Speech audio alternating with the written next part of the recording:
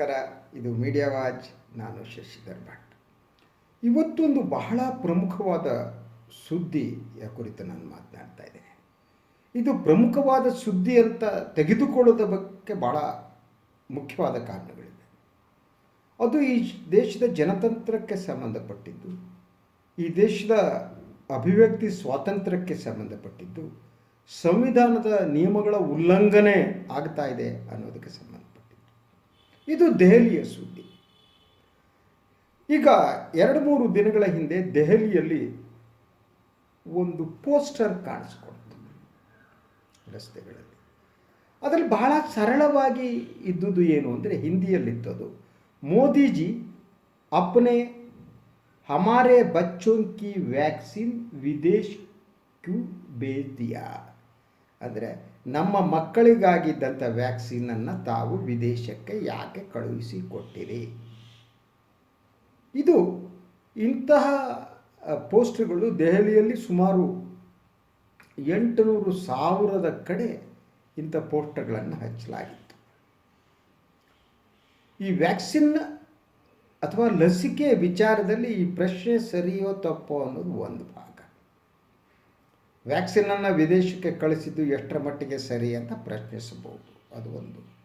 ಅಥವಾ ಡಿಫೆಂಡು ಮಾಡ್ಕೋಬಹುದು. ಆದರೆ ಈ ಕಾರಣಕ್ಕೆ ದೆಹಲಿಯಲ್ಲಿ ಆದದ್ದೇನು ಅಂತ, ದೆಹಲಿಯ ಪೊಲೀಸರು ಗೊತ್ತಲ್ಲ, ಅವರು ಗೃಹ ಸಚಿವರ ಅಡಿಯಲ್ಲಿ ಬರ್ತಾರೆ, ದೆಹಲಿ ಸರ್ಕಾರದ ಅಡಿಯಲ್ಲಿ ಬರಲ್ಲ ಅವರು. ಅಂದರೆ ಅರವಿಂದ್ ಕೇಜ್ರಿವಾಲ್ ಅವರಿಗೆ ದೆಹಲಿ ಪೊಲೀಸರ ಮೇಲೆ ನಿಯಂತ್ರಣ ಇಲ್ಲ. ಅದು ರಾಷ್ಟ್ರಪತಿ ಆಡಳಿತ ಪ್ರದೇಶ ಆದ್ದರಿಂದ ಅದರ ನಿಯಂತ್ರಣ ಇರುವುದು ಕೇಂದ್ರ ಗೃಹ ಖಾತೆಯಲ್ಲಿ.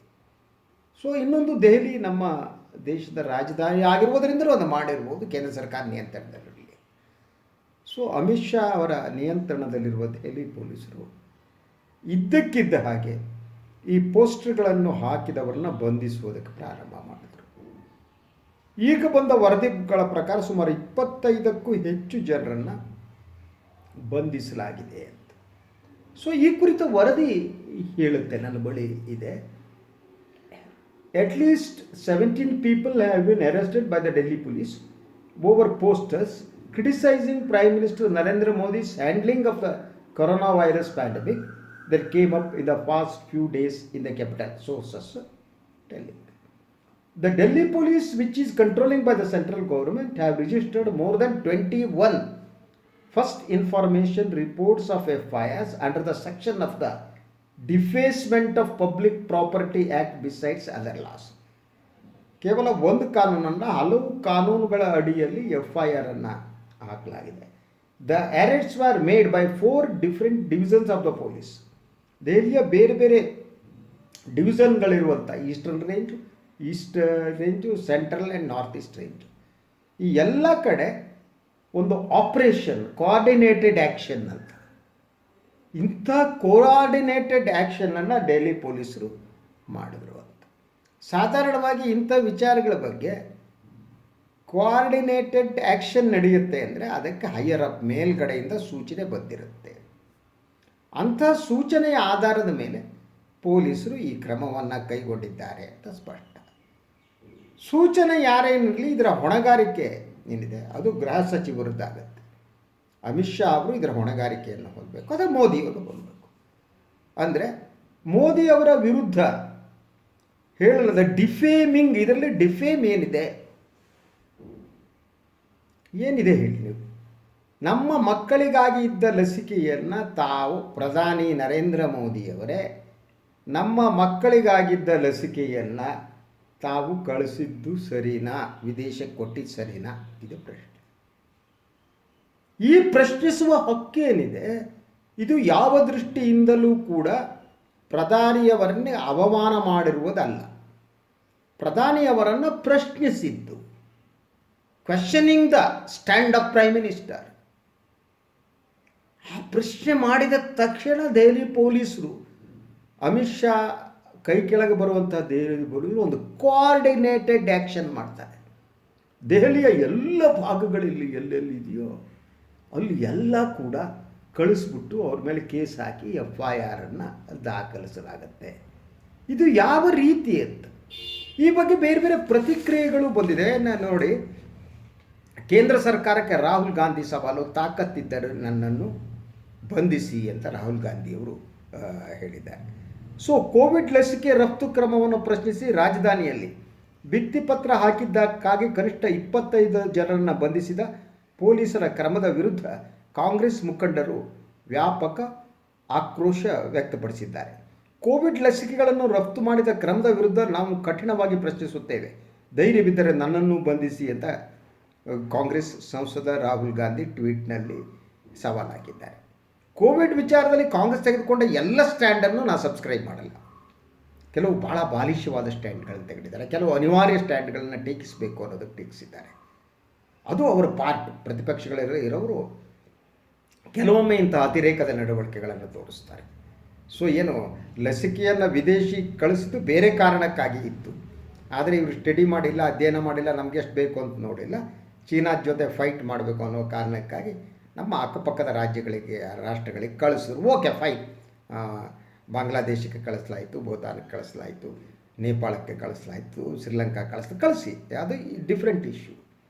ಆದರೆ ಕಳಿಸುವುದು ಎಷ್ಟರ ಮಟ್ಟಿಗೆ ಸರಿ ಅನ್ನೋದು ಒಂದು. ಆದರೆ ಕಳಿಸುವುದನ್ನು, ಆ ಕ್ರಮವನ್ನು ಪ್ರಶ್ನಿಸುವ ಹಕ್ಕು ಈ ದೇಶದ ನಾಗರಿಕನಿಗಿದೆ. ಅದು ಅಭಿವ್ಯಕ್ತಿ ಸ್ವಾತಂತ್ರ್ಯ, ಸಂವಿಧಾನ ಆ ಹಕ್ಕನ್ನು ನಮಗೆ ಕೊಟ್ಟಿದೆ ಅಂತ.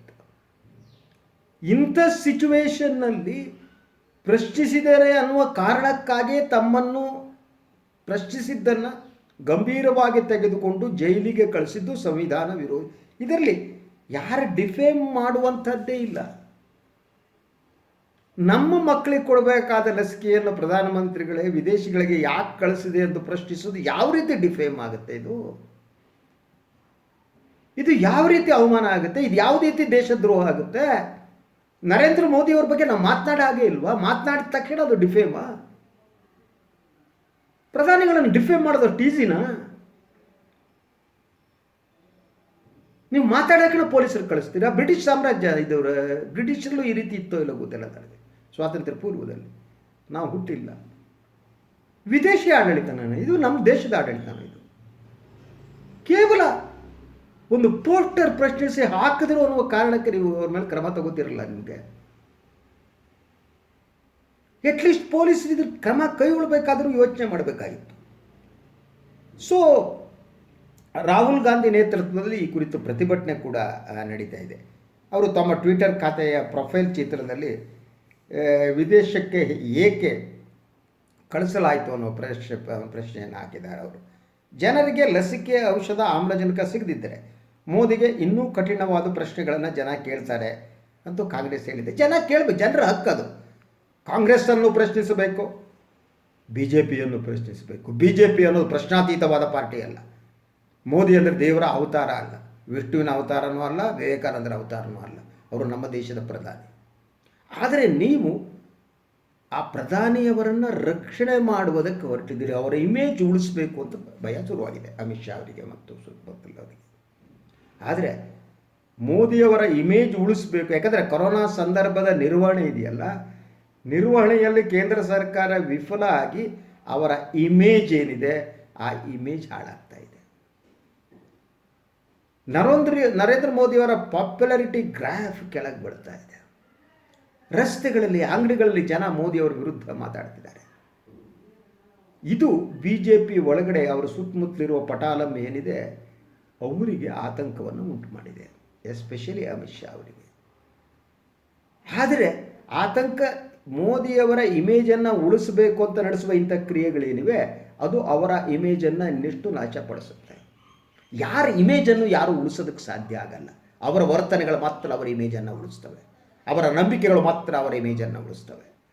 ಯಾರ ಪರವಾಗಿದ್ದಾರೆ ಅವರು ಅನ್ನೋದ್ರ ಮಾತ್ರ ಅವರ ಇಮೇಜನ್ನು ಉಳಿಸುತ್ತೆ. ಇಮೇಜ್ ಉಳಿಸುವುದಕ್ಕಾಗಿ ಪೊಲೀಸರನ್ನ ಬಳಸಿಕೊಳ್ಳೋದೇನಿದೆ ಇದು ಅಪಾಯಕಾರಿಯಾದ ರಾಜಕಾರಣ. ಅಂಥ ರಾಜಕಾರಣವನ್ನು ಬಿ ಜೆ ಪಿ ಮಾಡ್ತಾ ಇದೆ. ಅಂಥ ರಾಜಕಾರಣವನ್ನು ಅಮಿತ್ ಶಾ ಮಾಡ್ತಾರೆ. ಇದರಲ್ಲಿ ಮೋದಿ ಅವರಿಗೆ ಎಷ್ಟು ಮಟ್ಟಿಗೆ ಗೊತ್ತಿದೆ ಗೊತ್ತಿಲ್ಲ ಅನ್ನೋದ್ರ ಬಗ್ಗೆ ನಾನು ಚರ್ಚೆ ಮಾಡಲಾರೆ. ಆದರೆ ನನಗೆ ಬಹಳ ಅನಿಸೋದು ಏನಿದೆ ಅಂದರೆ ಗುಜರಾತ್ ದುಸ್ವಪ್ನ ಅದು ನನ್ನನ್ನು ಕಾಡ್ತಾ ಇದೆ. 2002ರ ಗುಜರಾತ್ ದುಸ್ವಪ್ನ ಏನಿದೆ, ನಾವೇನೋ ಗುಜರಾತ್ ಮಾದರಿ ಅಂತ ಮಾತಾಡ್ತಿದ್ವಿ. ಗುಜರಾತ್ ಮಾದರಿ ಯಾವುದು ಅನ್ನೋದು ಈ ದೇಶದ ಜನರಿಗೆ ಈಗ ಗೊತ್ತಾಗ್ತಾ ಇದೆ. ನೀವು ಮಾತನಾಡುವ ಹಾಗಿಲ್ಲ, ನೀವು ಪ್ರಶ್ನಿಸುವ ಹಾಗಿಲ್ಲ. ಎಲ್ಲ ಸರ್ವಾಧಿಕಾರಿಗಳು ಮೊದಲು ಮಾಡುವುದು ಕೆಲಸ ಅಂದರೆ ಜನರ ಬಾಯಿಯನ್ನು ಮುಚ್ಚಿಸುವುದು. ಯಾರಿಗೆ ಜನರನ್ನು ಎದುರಿಸುವ ಸಾಧ್ಯ ಇಲ್ಲವೋ ಅವರು ಪೊಲೀಸರನ್ನು ಬಳಸಿ ಜನರನ್ನು ಕಟ್ಟಾಕೋದಕ್ಕೆ ನೋಡ್ತಾರೆ, ಜನರನ್ನು ಬಾಯಿ ಮುಚ್ಚಿಸೋದಕ್ಕೆ ನೋಡ್ತಾರೆ. ಆದರೆ ಅದೇ ಅಪಾಯದ ಮೊದಲ ಹೆಜ್ಜೆ ಆಗಿರುತ್ತೆ. ಯಾವಾಗ ಪೊಲೀಸ್ ಬಳಕೆ ಪ್ರಾರಂಭ ಆಗುತ್ತೋ ಆವಾಗಲೇ ಅವರ ಇಡೀ ಗೋಪುರ ಇದೆಯಲ್ಲ, ಆ ಗೋಪುರದ ತಳಪಾಯ ಅಲುಗಾಡೋದಕ್ಕೆ ಪ್ರಾರಂಭ ಆಗುತ್ತೆ. ಅಥವಾ ತಮ್ಮ ಅಧಿಕಾರದ ಗೋಪುರದ ತಳಪಾಯ ಅಲುಗುವುದಕ್ಕೆ ಪ್ರಾರಂಭ ಆದ ತಕ್ಷಣ ಪೊಲೀಸರ ಬಳಕೆ ಪ್ರಾರಂಭ ಆಗುತ್ತೆ. ಪೊಲೀಸರನ್ನು ಬಳಸಿ ಬಾಯಿ ಮುಚ್ಚಿಸುವುದು ಇಡೀ ಮಾನವನ ಇತಿಹಾಸದಲ್ಲಿ ರಾಜ ಮಹಾರಾಜರ ಕಾಲದಿಂದ ಇದು ನಡೆದು ಬಂದಿದೆ. ಹಾಗೆ ಬಾಯಿ ಮುಚ್ಚಿಸುವ ಯತ್ನ ನಡೆದ ಹಾಗೆ ಮಾತನಾಡುವುದು ಹೆಚ್ಚಾಗ್ತಾ ಹೋಗುತ್ತೆ. ಈಗ ನೀವು ಕೇವಲ ದೆಹಲಿಯ 25 ಜನರ ಮೇಲೆ FIR ಹಾಕಿ ಅವ್ರನ್ನ ಒಳಗೆ ಕಳಿಸ್ಬಿಟ್ರೆ ಜನರು ಬಾಯಿ ಮುಚ್ಚೋಕ್ಕಾಗಲ್ಲ. ಇನ್ನು 25 ಮಾತಾಡ್ತಾರೆ, ಇನ್ನು 50 ಮಾತಾಡ್ತಾರೆ, ಇನ್ನು 1000 ಮಾತಾಡ್ತಾರೆ, ಲಕ್ಷ ಮಾತಾಡ್ತಾರೆ, ಕೋಟಿ ಜನ ಮಾತಾಡ್ತಾರೆ. 130 ಕೋಟಿ ಜನಸಂಖ್ಯೆ ಇರುವ ಈ ದೇಶದಲ್ಲಿ ನೀವು ಎಲ್ಲರ ಬಾಯಿ ಮುಚ್ಚೋಕ್ಕಾಗಲ್ಲ, ಎಲ್ಲರ ಬಾಯಿಗೂ ನೀವು ಟೇಪ್ ಹಾಕೋಕ್ಕಾಗಲ್ಲ. ಆದರೆ ಅಂತಹ ಕೆಲಸವನ್ನು ಇವರು ಮಾಡ್ತಾ ಇದ್ದಾರೆ. ಇನ್ನು ಲಸಿಕೆ ಕೊರತೆಯನ್ನು ಪ್ರಶ್ನಿಸಿ ಮೋದಿಯವರೇ ನಮ್ಮ ಮಕ್ಕಳ ಲಸಿಕೆಯನ್ನು ವಿದೇಶಕ್ಕೆ ಏಕೆ ಕಳಿಸಿರಿ ಎಂದು ಪ್ರಶ್ನಿಸಿದ ಭಿತ್ತಿಪತ್ರಗಳನ್ನ ರಾಜಧಾನಿಯ ವಿವಿಧ ಕಡೆ ಹಾಕಿದ ಪ್ರಕರಣ ಅದು.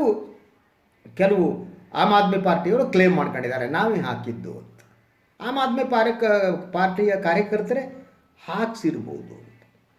ಈ ಕುರಿತು ಯಾವಾಗ ಇದೆಲ್ಲ ಅರೆಸ್ಟ್ ಆಯಿತು, ಸಂಚಲನವನ್ನು ಮೂಡಿಸ್ತು, ಪ್ರತಿಪಕ್ಷಗಳು ಟೀಕೆ ಮಾಡೋದಕ್ಕೆ ಪ್ರಾರಂಭ ಮಾಡಿದ್ರು.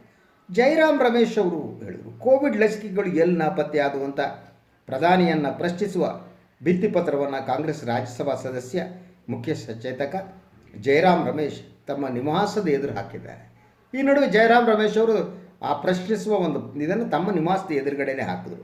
ಮೋದಿಯವರೇ ಉತ್ತರ ನೀಡಿ, ಲಸಿಕೆಯು ನಿಮ್ಮ ಹಾಗೆ ಹೇಗೆ ನಾಪತ್ತೆ ಆಯಿತು ಎಂದು ಹಿಂದಿಯಲ್ಲಿ ಬರೆಯಲಾದ ಭಿತ್ತಿಪತ್ರವನ್ನು ಇಲ್ಲಿನ ಲೋಧಿ ರಸ್ತೆಯಲ್ಲಿರುವ ಜಯರಾಮ್ ರಮೇಶ್ ಅವರ ನಿವಾಸದ ಎದುರು ಹಾಕಲಾಗಿದೆ.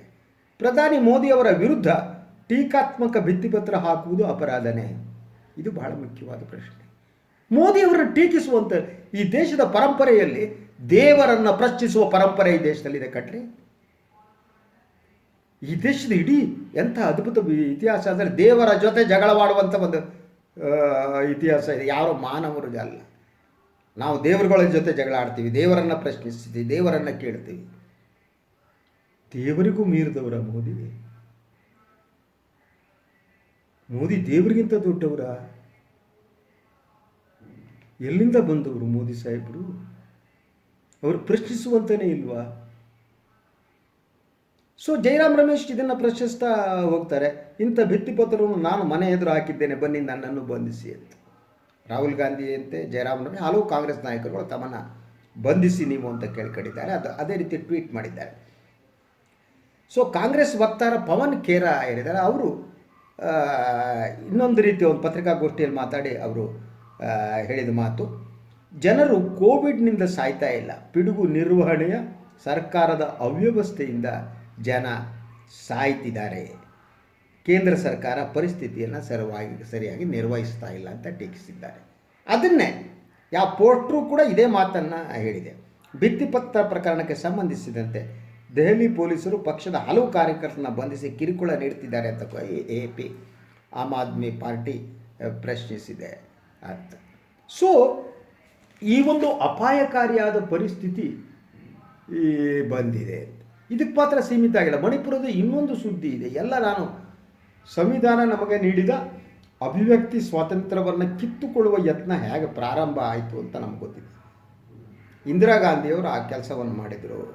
ಎಮರ್ಜೆನ್ಸಿಯ ಸಂದರ್ಭದಲ್ಲಿ ಮಾತನಾಡುವ ಹಾಗೇ ಇರಲಿಲ್ಲ, ಬಾಯಿ ಮುಚ್ಚಿದ್ರು. ಅದು ಸರ್ವಾಧಿಕಾರಿ ಪ್ರವೃತ್ತಿಯ ಒಂದು ಉತ್ತುಂಗವಾದ ಸ್ಥಿತಿಯಾಗಿತ್ತು. ಆದರೆ ಈಗ ಅಂತಹ ವಾತಾವರಣ ಕಾಣುತ್ತೆ. ಸೊ ಅದಕ್ಕೆ ನನಗೆ ಇನ್ನೊಂದು ವರದಿ ನನ್ನ ಬಳಿ ಇದೆ ನೋಡಿ. Manipur based journalist Kishore Chandra Wangkhem and political activist Arendro Lichomba were arrested on Thursday night from their houses. ಈ ಎರಡು ಅರೆಸ್ಟ್ ಯಾಕಪ್ಪ? ಇದು ಬಹಳ ಕುತೂಹಲಕರವಾದ್ದು. ಮಣಿಪುರದ BJP ಅಧ್ಯಕ್ಷರು ಕೊರೋನಾದಿಂದ ಅಸುನೀಗ್ತಾರೆ. ಸೊ ಆವಾಗ ಇವರನ್ನು ಟ್ವೀಟ್ ಮಾಡ್ತಾರೆ. ಬಟ್ ಸಾವಿನಲ್ಲಿ ಅಂತ ಮಾಡಬಾರ್ದಾಗಿತ್ತು ಅನ್ನೋದು ನಾನು ಒಪ್ಪಿದ್ದೇನೆ. ಅವನು BJP ಅಧ್ಯಕ್ಷನಾಗಲಿ, ಕಾಂಗ್ರೆಸ್ ಆಗಲಿ, ಇನ್ನೊಬ್ಬನಾಗಲಿ ಕೊರೋನಾದಿಂದ ಅಸುನೀಗೋದಿದೆಯಲ್ಲ, ಸೊ ಒಂದು ಸಂತಾಪ ಇರಬೇಕಾಗಿತ್ತು. ಆದರೆ ವ್ಯಂಗ್ಯವಾಗಿ ಅವರನ್ನು ಟ್ವೀಟ್ ಮಾಡ್ತಾರೆ. ಏನು, ಆಕಳ ಮೂತ್ರ ಮತ್ತು ಸಗಣಿ ಕೂಡ ಇವರನ್ನ ರಕ್ಷಿಸಲಿಲ್ಲ, ತೀರ್ಕೊಂಡ್ಬಿಟ್ರು ಅಂತ. ಅದು ವ್ಯಂಗ್ಯ ಅಲ್ವಾ? ಈ ಸಂದರ್ಭದಲ್ಲಿ ವ್ಯಂಗ್ಯ ಎಷ್ಟರ ಮಟ್ಟಿಗೆ ಸರಿ ಅನ್ನೋದೊಂದು ಪ್ರಶ್ನೆ. ಯಾಕೆಂದರೆ ವ್ಯಂಗ್ಯ ಅನ್ನೋದಿದೆಯಲ್ಲ, ಅದನ್ನ ನೋವಿನ ಸಂದರ್ಭದಲ್ಲಿ ಬಳಸಬಾರ್ದು, ತಪ್ಪು ಮಾಡಿದ್ದಾರೆ. ಆದರೆ ಅವ್ರ ಮೇಲೆ ಕೇಸ್ ಹಾಕಿ ಅವರು ಬಂಧಿಸಲಾಗಿದೆ. ದೇಶ ಯಾವ ಸ್ಥಿತಿಗೆ ಬಂತು, ಒಂದು ನಿಮಿಷ ಆಲೋಚನೆ ಮಾಡಿ. ನಮ್ಮ ಅಭಿವ್ಯಕ್ತಿ ಸ್ವಾತಂತ್ರ್ಯವನ್ನು ಕಳೆದುಕೊಂಡ್ರೆ ದೇಶದ ಜನತಂತ್ರ ನಾಶವಾಗೋದು ಮಾತ್ರ ಅಲ್ಲ, ವ್ಯಕ್ತಿಗತವಾಗಿ ನಾವೆಲ್ಲ ನಾಶ ಆಗ್ತೀವಿ. ಪ್ರಶ್ನಿಸುವುದೇ ಜನತಂತ್ರದ ದಿವಾಳ. ಪ್ರಶ್ನಿಸುವುದರ ಮೂಲಕ ಮಾತ್ರ ಯಾವ ಸಮಾಜದಲ್ಲಿ ಪ್ರಶ್ನೆ ಇರುತ್ತೋ ಆ ಸಮಾಜ ಆರೋಗ್ಯಪೂರ್ಣವಾದ ಒಂದು ಸ್ಥಿತಿ ಹತ್ರ ಚಲಿಸ್ತಾ ಇರುತ್ತೆ. ಆದರೆ ಈಗ ಪ್ರಶ್ನಿಸುವಂತಿಲ್ಲ. ಈಗ BJPಯ ಚಾಲೆಂಜ್ ಅಂದರೆ ಯಾರು ಮೋದಿಯವರನ್ನ ಪ್ರಶ್ನಿಸಬಾರದು ಮತ್ತು ಮೋದಿಯ ಇಮೇಜ್ ಉಳಿಸಬೇಕು ಅಂತ. ಆದರೆ ಅದು ಅಷ್ಟು ಸುಲಭ ಅಲ್ಲ ಅಂತ ಹೇಳ್ತಾ ಇವತ್ತಿನ ಮೀಡಿಯಾ ವಾಚನ ಮುಗಿಸ್ತೀನಿ. ಎಲ್ಲರಿಗೂ ಒಳ್ಳೆಯದಾಗಲಿ. ನಮಸ್ಕಾರ.